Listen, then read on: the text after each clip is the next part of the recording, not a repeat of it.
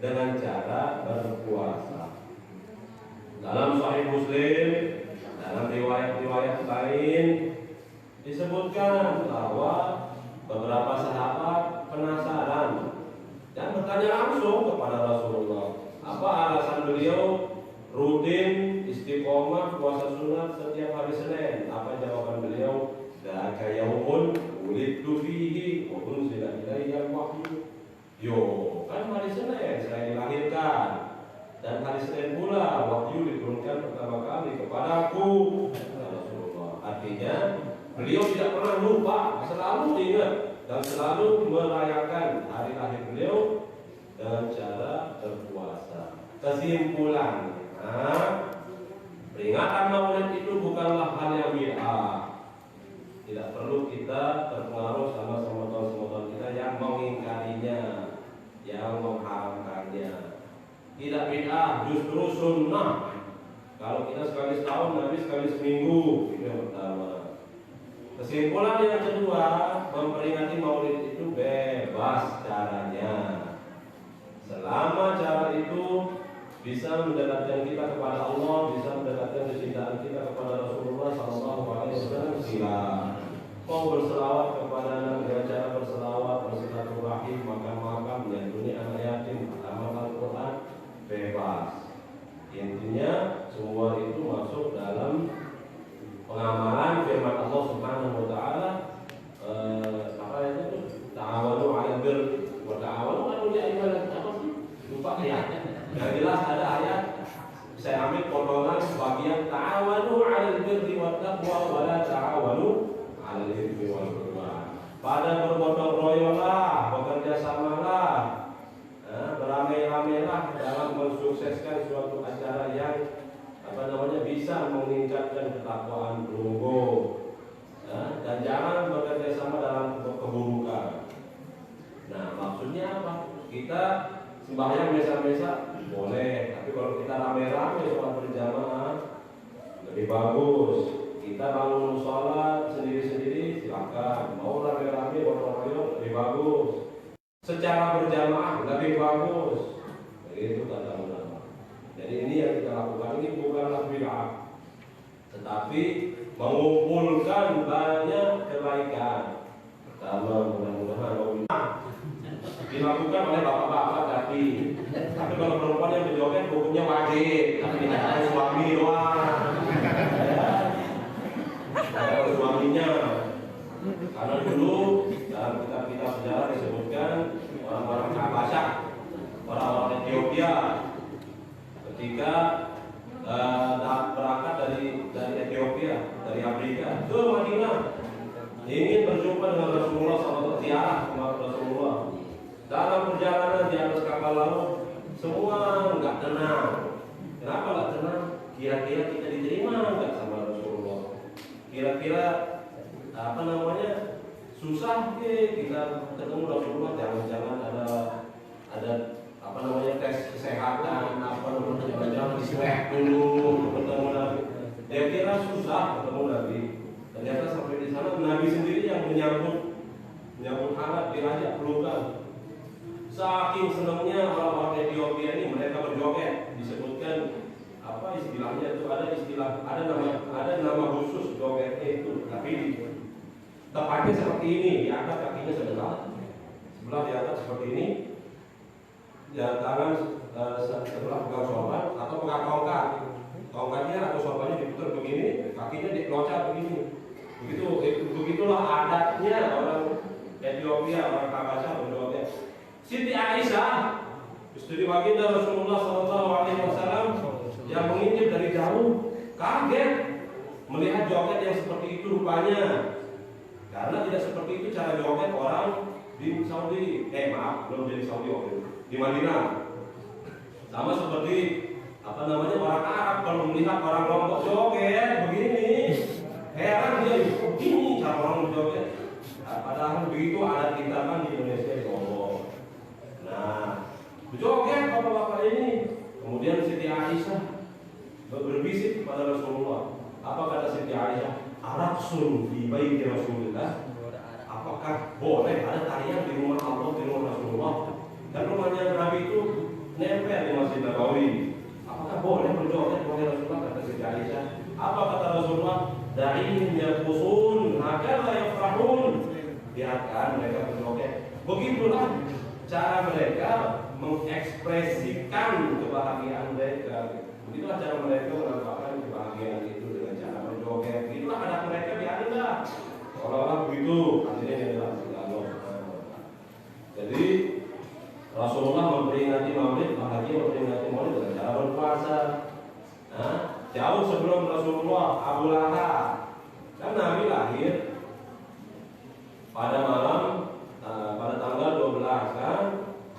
Kenapa tanggal 12? Dari mana datang angka 12 itu? Kan Nabi lahir, misinya menyebarkan agama. Agama itu terdiri dari 3 tingkatan. Tingkatan Islam, iman, ihsan. Syariat, tarekat, hakikat. Ilmu yakin, ainul yakin, hakul yakin. Tingkatan awam, tingkatan awas, tingkatan tawasul awas. Nah, tingkatan Islam rukunnya ada 5. Syahadat, sholat, puasa, zakat, haji. Rukun iman ada 6. Iman kepada Allah, malaikat, kitab, nabi, kiamat, akhir. Terakhir rukun ihsan. Ada berapa? Ada 1. Anta'budallah karena kata tahu menyembah Allah seolah-olah kita melihat Allah secara langsung. Fa'idam sabun tarahu fa'adamu ya Allah. Kalau kita sadar dan mampu melihat zat Allah, kita harus sadar bahwa Allah selama ini sedang mengawasi melihat gerak-gerik kita. 5 tambah 6 tambah 1 sama dengan 12. Itulah apa namanya angka 12 isyarat kepada malam lahir tanggal lahirnya Rasulullah Sallallahu Alaihi Wasallam. Pada saat Nabi lahir, yang melahirkannya bernama Siti Aisyah. Aisyah.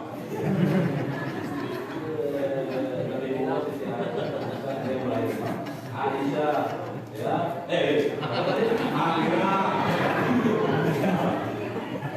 Apa artinya Aminah? Yang menciptakan situasi yang aman. Amin. Ya. Sama seperti Fatihah. Fatihah artinya apa? Pembuka. Kenapa ada tambah-tambahnya? Karena surah itu mana kita harus sesuai. Fatihah itu juga mana? Pembuka. Kalau Rasulullah Fatih. Makanya ada setahun Allahumma shalli ala sayyidina Muhammadin Fatih 50 liqa. Rasulullah itu adalah pembuka segala pintu kebaikan yang tertutup. Nah, suratul Fatihah disebut Fatihah kenapa? Ada tambah utangnya karena mana? Ya, apa artinya? Suratul Fatihah adalah surat pembuka Al-Quran, juga pembuka segala pintu kebaikan yang tertutup, pintu rezeki, pintu rahmat, pintu keberkahan dan lain-lain. Makanya jangan heran kita lihat apapun bisa Fatihah. Untuk keluarga kita yang sudah menikah bisa Fatihah. Mudah-mudahan istri kita mengizinkan kita menikah lagi bisa Fatihah. Iya kan? Untuk membuka hatinya. Pembuka yang benar Fatihah itu. Ya dia wakil berterima kasih kepada saya yang berpesan soalnya. Hadirin yang dirahmati Allah, maka Aminah itu mengandung makna membuat situasi yang tadinya tidak aman menjadi aman. Mudah-mudahan dengan perayaan Maulid ini semua kita sekeluarga aman dari corona, aman dari maling, aman dari segala kejahatan dan lain-lain yang kita khawatir. Nah, Abu Lahab yang kalau kita cari, kita temukan KTP-nya, kita tidak akan jumpai namanya Abu Lahab di situ. Tapi namanya, ada yang tahu? Siapa namanya? Yuk, habis waktu. Namanya Abdul Uzza, saudaranya Abdullah. Ya, Abdul Uzza ini julukannya Abu Lahab. Ya, nama aslinya Abdul Uzza. Punya budak, punya bahasa perempuan, namanya Siti Thuwaibah. Thuwaibah ditugaskan oleh majikannya Abu Lahab untuk bantu-bantu. Siapa tahu ada keperluan apa, datangkan handuk apa minyak kayu putih mungkin untuk ngurus Siti Aminah pokoknya atau apalah pokoknya untuk melengkapi peralatan persalinan. Itulah tugas Siti Suwaibah. Dan juga ternyata Siti Suwaibah inilah punya peranan memberikan air susunya kepada Rasulullah Shallallahu Alaihi Wasallam, selain Siti Aminah, selain Siti Halimatus Sa'diyah. Nah, ternyata Suwaibah itu punya makna. Apa artinya Suwaibah? Suwaibah adalah isim tasghir dari tawabun. Tawabun artinya paha ayam salah pahala. Ya, artinya apa? Mudah-mudahan maulid yang kita rayakan ini tidak seperti yang dituduhkan oleh saudara-saudara kita, sia-sia dan seterusnya. Sudah, insya Allah duit pahala maulid kita, pahala silaturahmi, pahala sembahyang berjamaah, pahala saling mendoakan, pahala memperingati maulid dan seterusnya. Selain itu, hadir juga seorang ibu yang bertugas menjadi bidan, jadi belian, namanya Siti Asyifa. Asyifa itu artinya kesehatan, kesembuhan. Dengan harapan mudah-mudahan ya Allah, acara maulid kita ini bisa menyembuhkan penyakit-penyakit kita yang sedang kita derita zahir dan batin. Oh, ini jajan-jajan ini jangan dibuang, jangan dihabisin. Airnya jangan dihabisin, bawa pulang. Ya, untuk ngolah kita zaman sekarang. Dulu cara salafus soleh, kalau kita baca dalam kitab kita, karangan Ibnu Hajar misalnya, cara orang dulu kalau ada pengajian diumumkan di masjid, bapak-bapak, ibu-ibu, nanti malam kita pengajian maulid, tolong pada hadir masing-masing bawa takilannya sendiri-sendiri, bawa bekalnya sendiri-sendiri, bawa berkahnya masing-masing. Itu cara dulu. Sehingga minimal yang dibawa oleh masyarakat itu satu genggam garam, siap, satu botol air dan beberapa logam. Datang ke masjid, ditaruh sudah di depan begini masing-masing. Maulidan, zikiran, selawatan, selesai acara dibawa lagi pulang. Ya, air itu digabung sama air galon, digabung saat dicampurkan dengan air sumur, supaya kalau ada keluarga yang minum dapat berkahnya. Logam untuk apa? Maklum zaman lain tidak ada kayak uang kertas, tidak ada bank, tidak ada ATM. Logam itu ditaruh di dalam berangkas, digabungkan sama uang-uang harta benda yang ada di rumah yang disimpan. Dengan harapan apa? Rezekinya berlimpah berkah.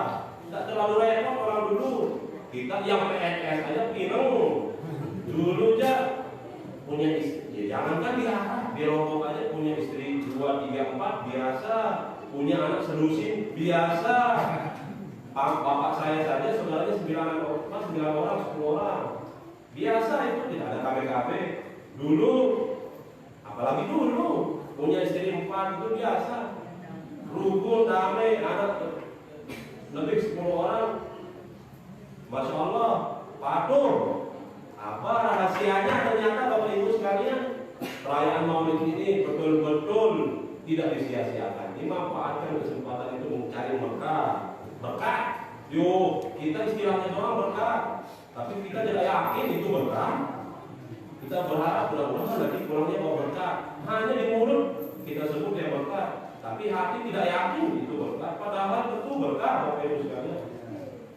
Yuk, garam yang punya istri banyak. Ini juga Ustaz Zainuddin dari dulu minta saran saya. Jadi kalau itu dibawa pulang, ya kan, disiapkan taksi atau disiapkan piring, ditumpahkan garam itu semuanya diratain gini.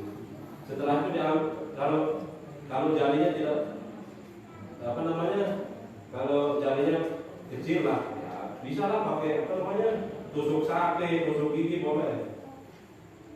Kalau jarinya ibu jari semuanya nggak bisa kalau jadi ya pakai pakai apa tadi saya bilang tusuk gigi. Itu tulis selawat 7 kali. Caranya begini kaifiatnya. Selawat pertama misal selawat atas Allahumma inni nas'aluka, tulis kecil-kecil di atas garam itu.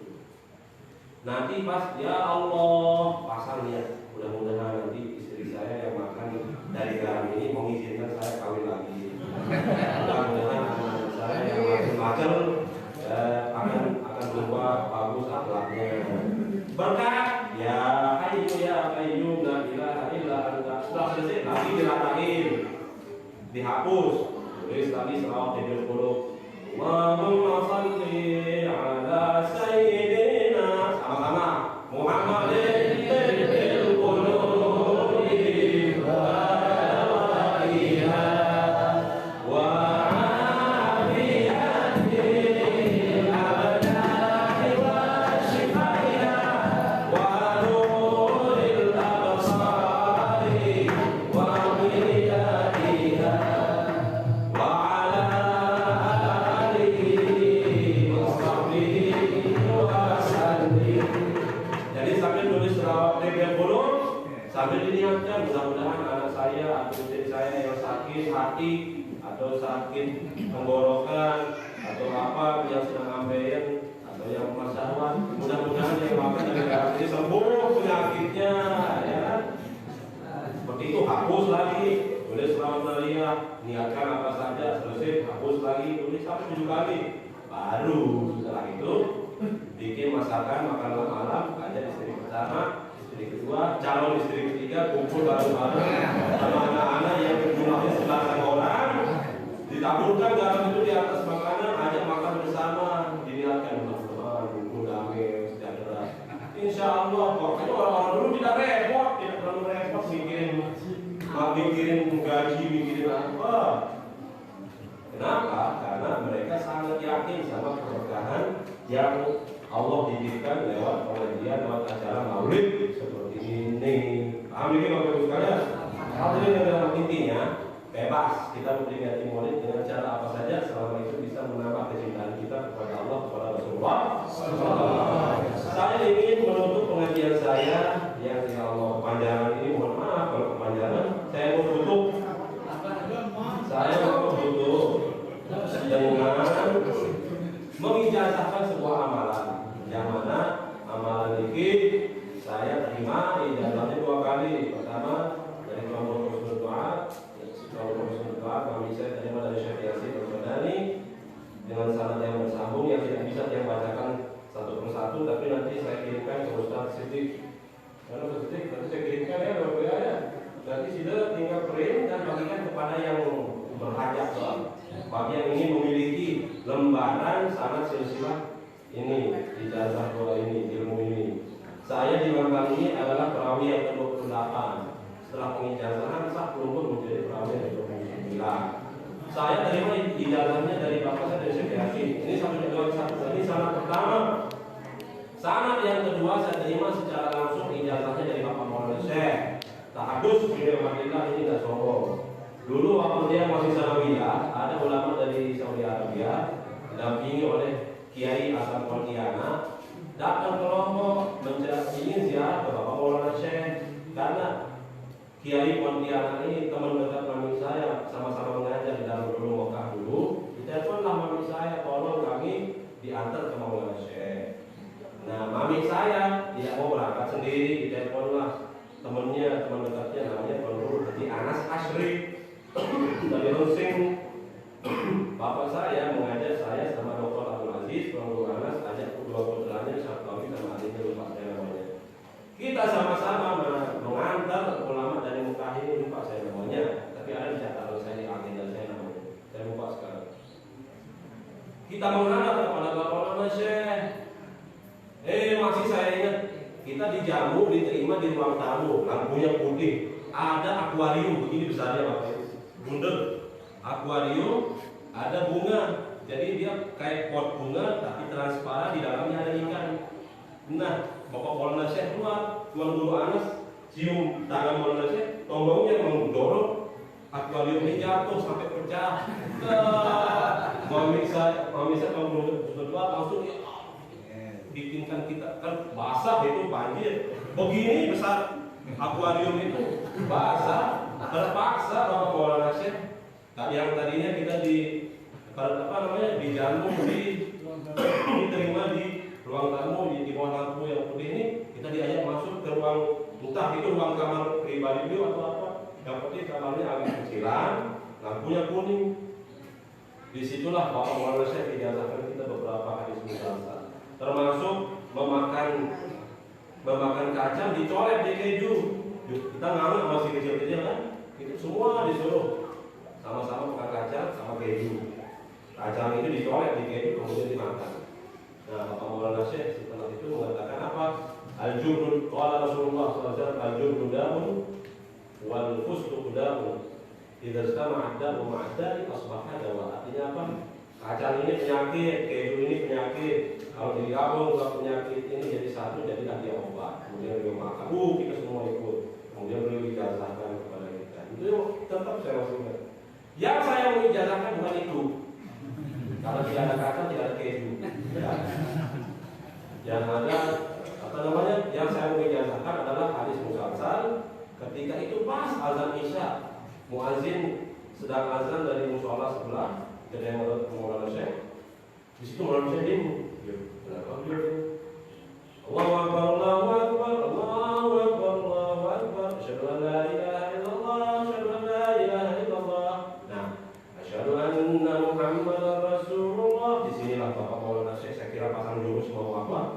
Ternyata beliau menggabungkan Ibu Jali dan Ibu seperti ini.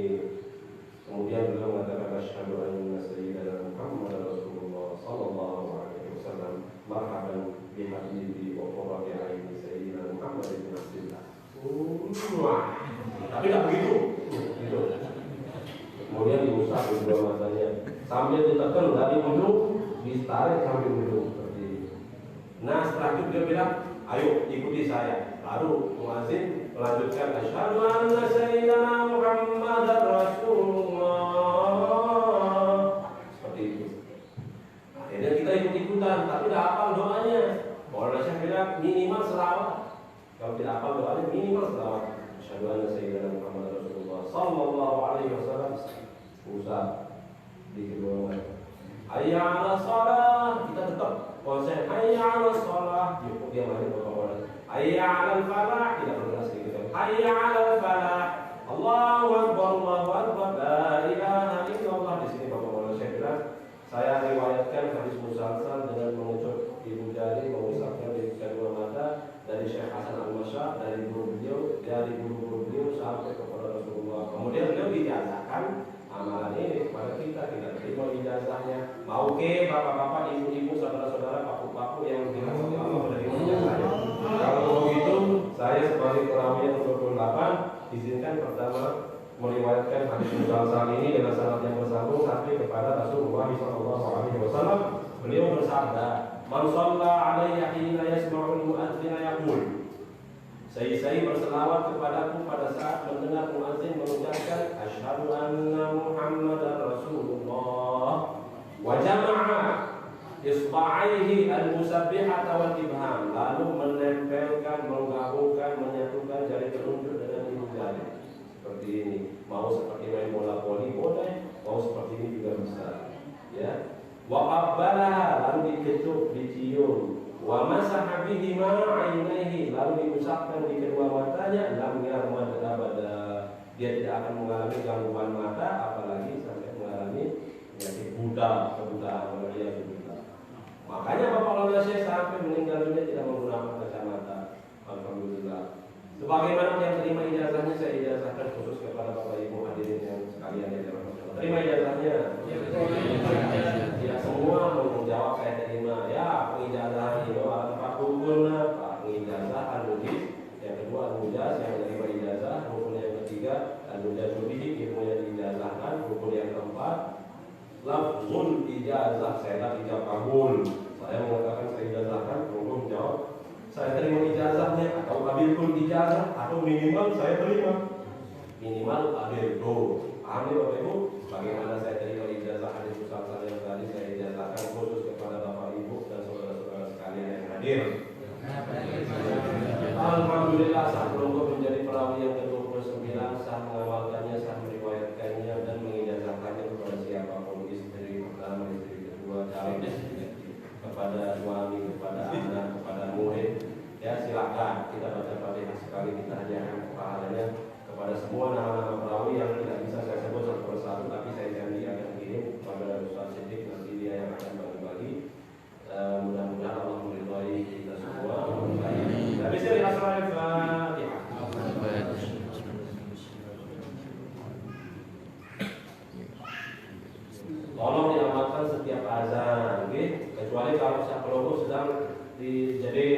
sedang ada hajat, sedang cebok, jangan diamalkan ini ya, sedang makan, sedang bikin sambal rongake misalnya, jangan ya, takut nanti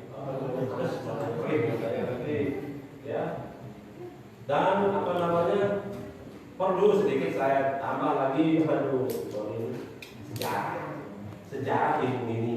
Mungkin belum tidak asing melihat orang-orang di beberapa masjid pas azan melakukan ini kan. Pernah lihat kan? Tahu nggak sejarahnya itu? Nggak tahu kan? Nah, makanya saya ceritakan ini. Dulu ini ada dalam kitab-kitab termasuk tafsir Ibnu Bayan. Ada riwayat Nabi Adam. Karena Nabi Adam itu selalu kalau di surga jalan-jalan menjumpai tulisan, pasti tulisan itu bunyinya la ilaha illallah Muhammadur Rasulullah. Di gerbang surga, di arsy, di pelang, di baleho, di apa namanya, stiker pakai apapun selalu la ilaha illallah Muhammadur Rasulullah. Tidak ada coblos nomor sekian nomor dua. Nah, Nabi Adam pernah apa namanya, setelah disingkat cerita ya, setelah Nabi Adam tahu itu adalah Nabi Muhammad, makhluk paling mulia, paling istimewa, makanya kita rayakan maulidnya pada malam hari ini. Nabi Adam ngomong, ya Allah, tolong pertemukan saya sama Nabi Muhammad. Sebelumnya dia nanya, Muhammad ini anakku ke? Enggak. Cucuku ke? Enggak. Balokku bukan, bibiku bukan. Masih panjang perjalanan, kata Allah. Tolong ya Allah, pertemukan saya. Ingin saya berjumpa dengan Nabi Muhammad. Allah kabulkan. Apa yang terjadi? Ada dua keanehan yang terjadi. Yang pertama, jadi telunjuk Nabi Adam alaihissalam mengeluarkan cahaya yang luar biasa terangnya, dan cahaya ini berbunyi, berbicara, bertasbih. Kaget Nabi Adam. Dia kenapa ini? Cahaya apa ini Allah? Allah jawab, ini adalah nur Nabi Muhammad. Inilah cahaya Rasulullah SAW. Ya. Terus keanehan yang kedua apa? Kuku ibu jarinya Nabi Adam berubah fungsinya seperti HP ini. Ya, paham pelunggu video call. Nah, misalnya Tuan Guru Zainuddin video call sama istrinya atau anaknya yang di Mesir. Ya, mudah-mudahan Allah berikan kemudahan untuk menyelesaikan pendidikannya di sana. Namanya Tuan Guru Salahuddin Al-Awamira. Amin. Ya. Jadi beliau video call sama anaknya. Di sini jam berapa? Jam 8. Di Mesir masih sore. Di sini sudah gelap, di sana terang. Coba Bapak Ibu pikirkan, renungkan. Manusia mampu menciptakan alat namanya HP Android. Alat ini bisa mempertemukan dua orang, satu di dasar laut, satu di Mesir. Ayah dan anaknya. Tempat berjauhan, zaman berbeda. Di sini gelap, di sana masih terang. Kita sudah bagi kita sholat asar itu masa lalu, karena kita sudah bisa ini. Sementara di Mesir sholat isya itu masa depan, masa kininya mereka di sana sholat asar. Paham Bapak Ibu nih? Makanya saya cepat-cepat bicara karena walau saya ngomong. Mudah-mudahan paham. Yang tidak paham jangan tanya nanti kepada yang paham, atau minta HP ini nanti diputar ulang, ya. Nanti di slow motion dulu, ya. Jadi hadirin yang dirahmati Allah, HP bisa mempertemukan dua orang berbeda jarak, beda zaman. Nah, ketika Tuan Guru berbicara sama putra beliau video call itu bukan hanya suara doang, tapi bisa melihat gambar, bisa melihat situasi di sekelilingnya. Di sini gelap, di sana terang, yang bilang. Di akhir-akhir jangan makan ya nak, ya jangan pacaran dulu ya nak, ya carikan bapakmu dulu di sana. Ya ini, ya. Mungkin bapak katanya terima kasih aku. Sampai sebenarnya didukung sama anaknya program di sana. Itu dicium anaknya dari sini. Nah, kalau kita yang paham mengikuti perkembangan teknologi, nah so sweet, bapak sama anaknya romantis, saling dibuka, biasa kita maklumi. Tapi kalau ada orang yang gawah, tidak tahu perkembangan teknologi, apalagi orang gawah ini Wahabi, dia apa? Dia kita yuk bid'ah, syirik, haram, jogang malah. Ini ngomong ngomong sendiri, kemudian dicium lagi, haram, hanya hajar aswad saja yang boleh dicium. Bid'ah ini, ada dirogang sini. Nah, karena dia tidak paham, tidak mengerti. Nah, Nabi Adam setelah muncul cahaya di telunjuk, makanya disebut musabih, kalau dulu. Selain sababah dari telunjuk ini bahasa Arabnya musabih, karena dia yang dipakai untuk bertasbih dan dia yang kita angkat waktu mengucap asyhadu an la ilaha illallah dalam sholat kita. Nah, keanehan yang kedua, muncul wajah Rasulullah bukan hanya foto, tapi bergerak, bersuara. Kaget Nabi Adam awalnya, ya Allah, siapa ini Allah? Allah jawab, in hadza jamalun Nabi Muhammadin sallallahu alaihi wasallam. Inilah kemuliaan, kegagahan, keindahan Rasulullah. Dan tidak yang minta mau dipertemukan. Inilah dia Nabi Muhammad. Langsung Nabi Adam meneteskan air mata, saking senangnya, saking bangganya, saking syukurnya bisa melihat langsung video call dengan Rasulullah sallallahu alaihi wasallam.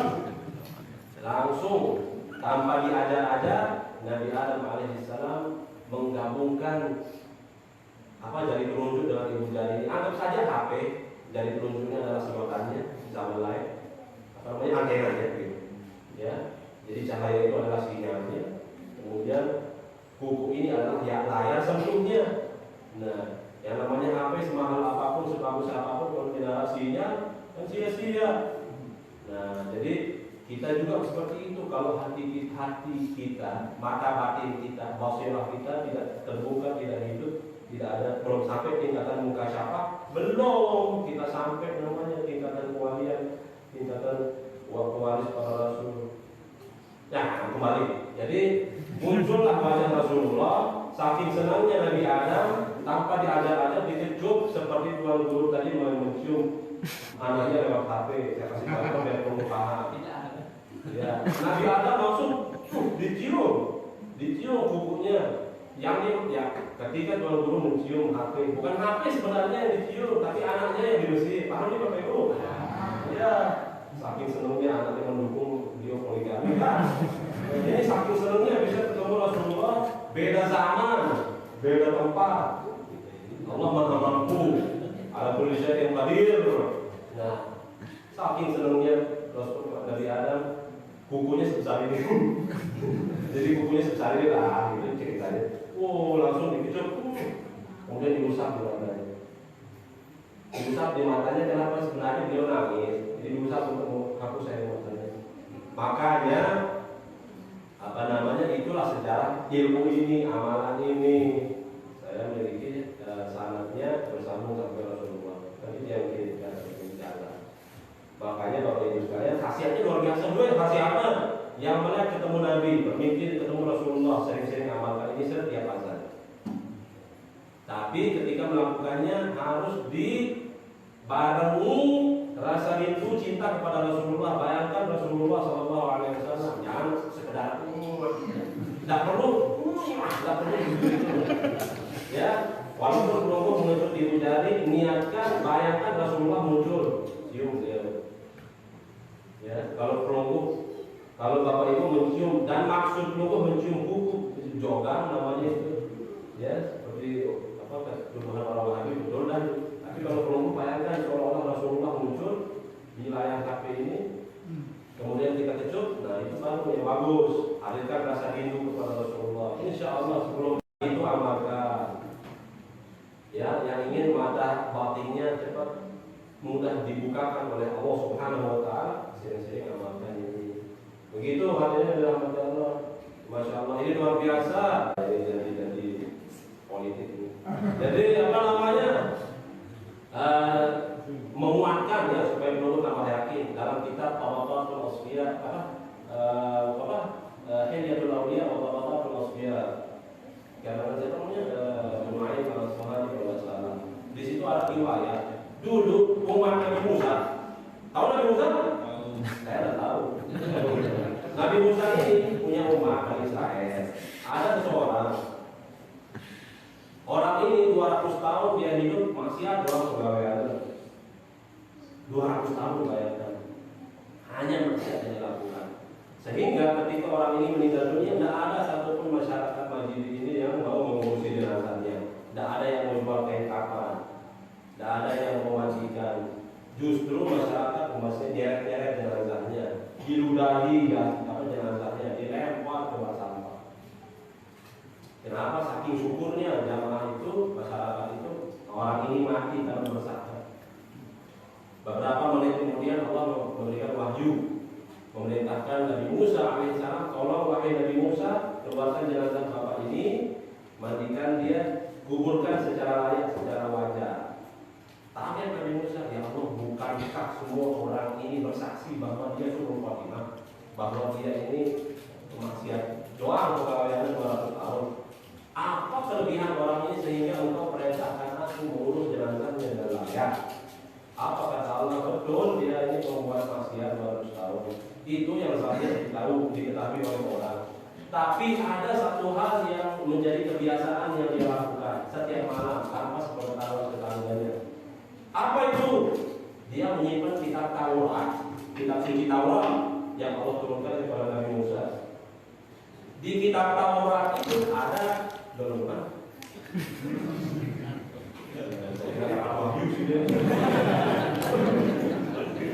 Nanti kalau kamu bisa ikutin pulang nanti kompresnya jatuh. Tasnya saya kira mau jatuh. Lupa saya jadi mau bilang sampai kalau tadi. Apa tadi? Taurat. Nah, orang ini menyimpan kitab Taurat.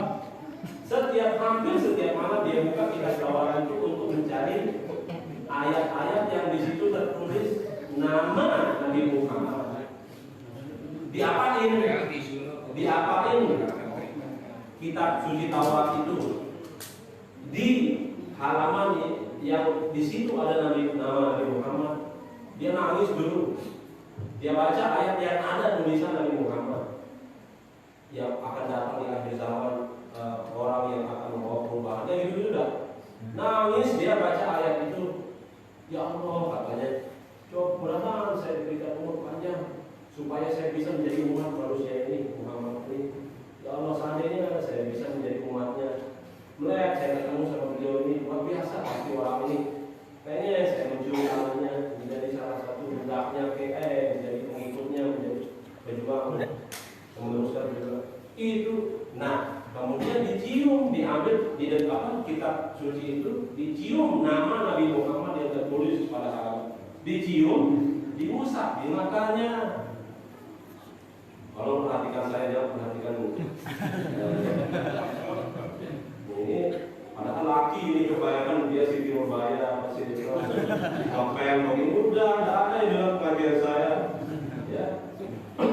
Jadi orang ini lantaran dia mengecut nama Nabi Muhammad yang tercantum dalam kitab suci Taurat lalu mengusapkannya di badannya, Allah memberikan dia syafaat bagi Rasulullah. Kalau umat Nabi Musa doang mendapatkan kelebihan itu, apalagi kita dong sebagai umat Nabi yang cinta kepada beliau, yang masuk pada beliau.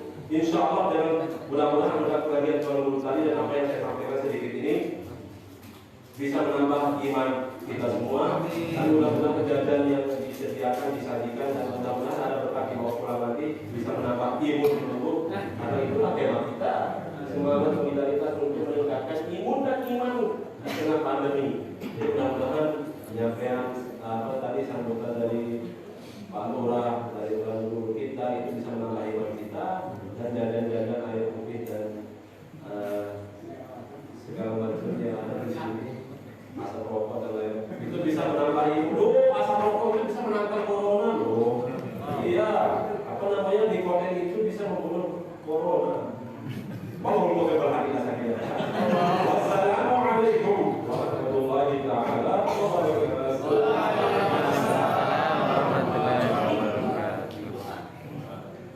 Yang lain bagi tugas.